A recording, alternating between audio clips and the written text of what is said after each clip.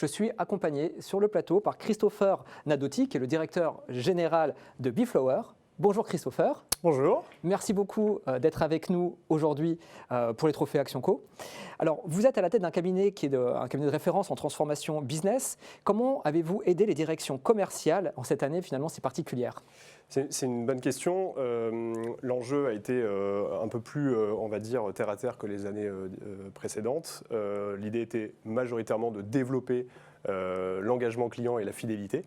Et pour ce faire, on a travaillé sur 4 axes qui vont avoir, à mon sens, les années futures, encore beaucoup de travaux. Le premier était vraiment de réécrire le parcours expérientiel client en prenant en compte le deuxième axe qui est vraiment la distance. Donc là, le remote selling et tout ce que l'on peut imaginer effectivement dans cet acte-là. Le troisième pilier, ça a été vraiment l'outillage. Comment est-ce qu'on hybride le plus possible les qualités humaines d'un commercial et effectivement les outils numériques qui sont en pleine explosion. Aujourd'hui, on parle beaucoup de sales enablement, mais il y en a plein d'autres.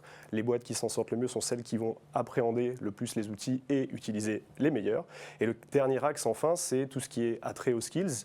Comment est-ce que finalement on passe de la formation technique de vente, on va dire plutôt basique, à plutôt cette capacité à instaurer de la confiance et à mettre en place de l'intelligence émotionnelle dans l'acte commercial.